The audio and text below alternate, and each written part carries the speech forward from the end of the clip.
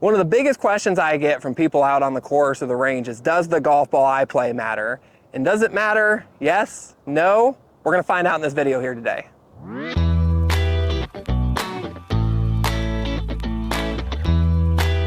Now, depending on who you're asked, you're going to get a wide variety of answers. A lot of people say, definitely, you have to play a premium ball. A lot of people say, not at all, it doesn't matter, you're going to lose it anyway. And these are all the right answers, sadly. Whether or not the golf ball matters is very dependent on your skill level as a golfer. If you're a newer or a higher handicap golfer, you struggle keeping 5 or 6 balls throughout the entire round, then you don't need to be spending, $6, $7 a ball on a premium ball. But at the same point, you don't want to be playing something that's just straight garbage.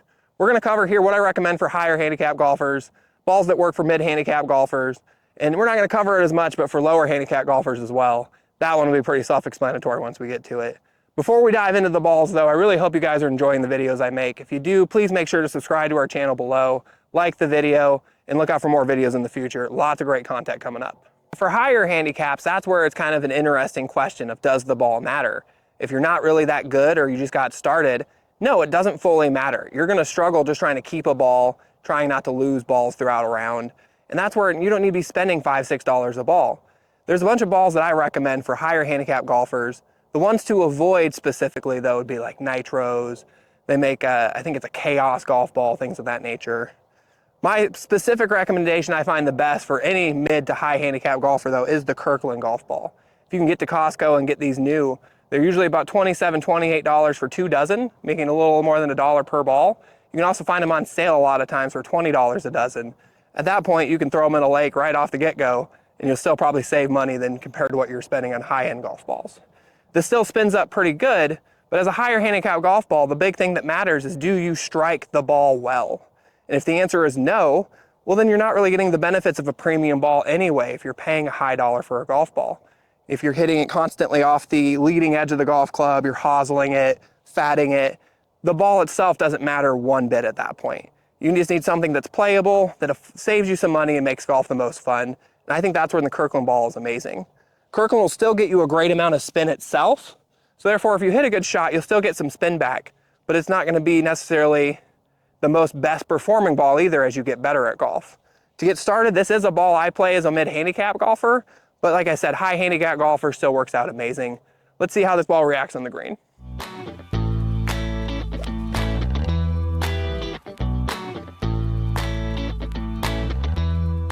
One of the things I really like about the Kirkland balls too is they've recently come out with a yellow ball. I personally love a good colored ball, whether it be yellow, red, pink, green.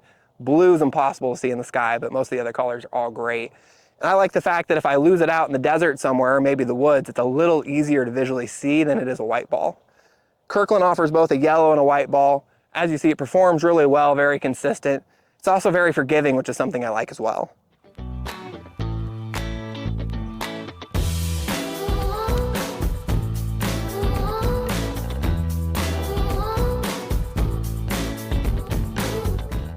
As a higher handicap golfer, don't waste your money on golf balls. Try to get maybe lessons or just focus on being able to afford playing more often and getting to the range more often.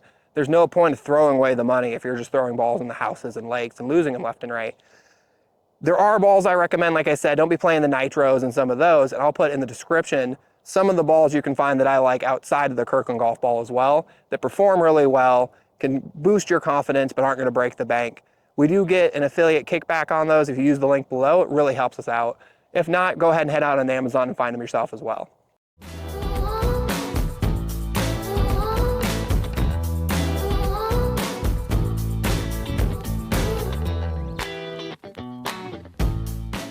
And that was a lovely grouping. We were hitting these shots from about 115 yards out. They all landed right in a similar area.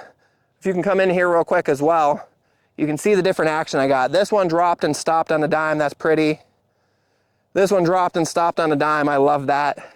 You're not necessarily going to get the same rip back that you would with like a premium ball, but those were all well struck too. If you're a higher handicap golfer, you're going to strike 1 out of 10, 1 out of 20, amazing.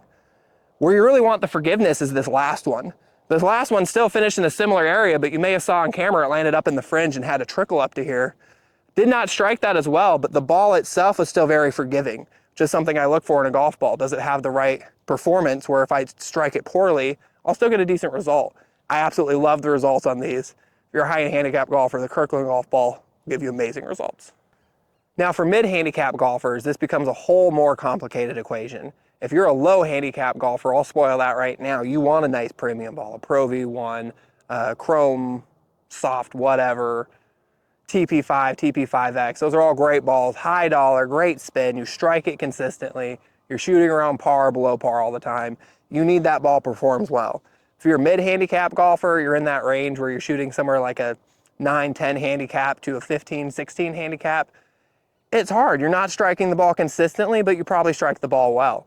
A lot of it becomes a mental thing too, where you struggle between your brain, and that's something we'll address as well. There's a wide variety of balls in that scenario I like to play because of that. There's a lot of balls that are great for this. I've got 4 with me at the moment that I'm going to highlight here as we hit them.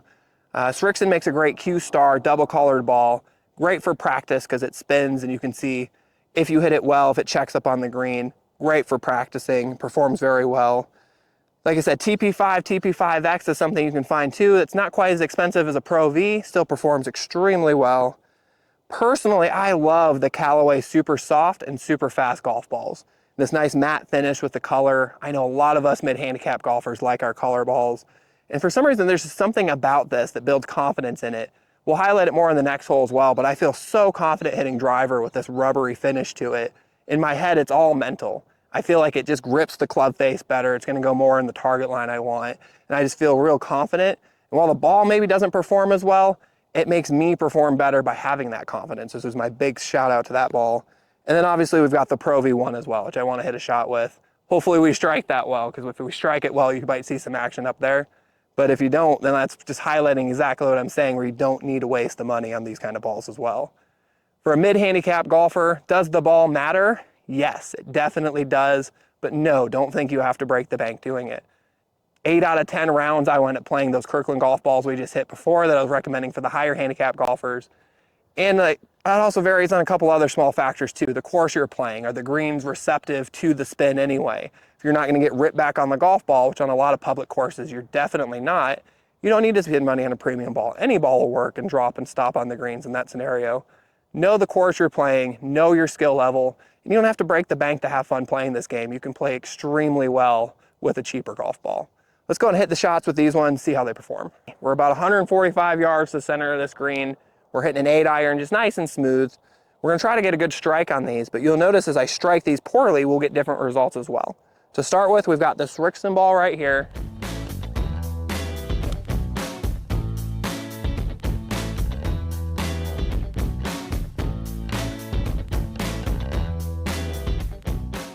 Overall, the strike wasn't bad there. I really like those balls for the colors that they have and the fact that you can see them in the air really spinning. They look so cool. Next, we're gonna go with the TaylorMade TP5X. This one's a yellow one. I like that part. Colors are good. But to the ones that like to play white golf balls, let me know in the comments below why you don't like colored ones.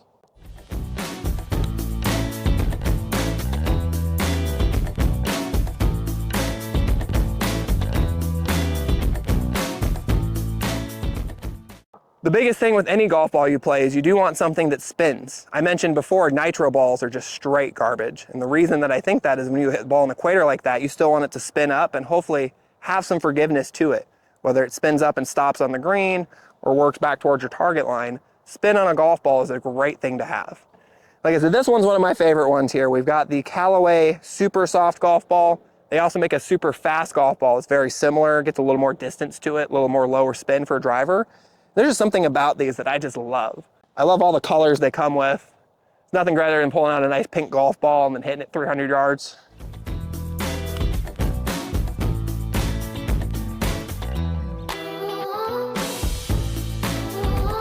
And then last, we've got our Pro V1.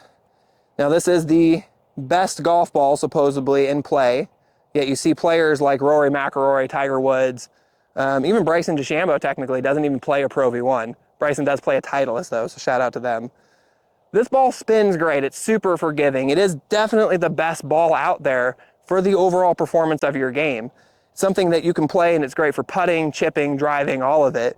But the price point on this is ridiculous. I think Walmart the other day, it was $54.99 for a dozen. And considering there's definitely some courses where I'm gonna lose 3 or 4 of these in my round, why do I wanna throw that kind of money away? If it's gonna save me more than maybe 4 or 5 strokes, If it really matters on the strokes I have, if I'm doing this professionally, yeah, I want that great ball. If you're just trying to have fun with your buddies and shoot a decent score, you don't need this. But let's see how it performs. Hopefully I strike this one well. I really like to see this one on the green and how it performs.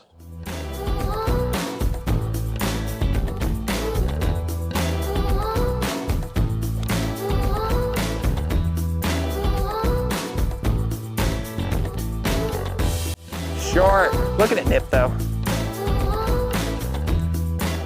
Might ask a little more of that 8-iron than I wanted, but those are the balls that we're kind of looking at for mid-handicap golfers. Now, like I said before, part of the big thing is spin, and where spin plays a big difference is how far the ball goes. I felt like I hit the Pro V1 the best, yet it went the shortest. It is a windy day here today, and I'm pretty sure that just got hung up in the wind and died. Where some of these other ones don't spin just quite as much. Therefore, the Q-Star Tour ball I hit wasn't the best strike, just right on the front there. Like I said, the one I'm just confident with over here, definitely my favorite. I got this nice Callaway Supersoft. I didn't hit it the best, but the distance was good. It still dropped and stopped pretty decent on these greens. And overall, I'm very happy with the performance out of that. And then, like I said, you want forgiveness, or fargiveness as some of them call it, right? I hit the, what is that, TP5X over here, right off the equator of the ball, but it did still get some spin and some check, and therefore it's still on the green. It's not like I missed the green by a mile. Still a very playable shot. I still have a look at birdie. Spinning the ball is very important. It definitely matters. Like I mentioned on the last hole, these Callaway super hot and super soft golf balls I just think are great, specifically with driver. 100% mental in my head, I'm sure, but this rubbery feel to it is great. I feel like it just hugs the club face better. If I kind of slice across it, I feel like I get a little better result.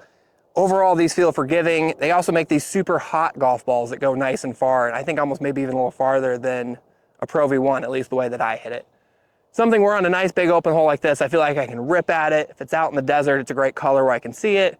Could go straight up the fairway, and I feel confident no matter what I do here. It's not the best putting ball. That does only call out to it. And you've seen me in my other videos. I'll keep a ball in my pocket. Something like a Kirkland, a Pro V, a TP5X, something like that.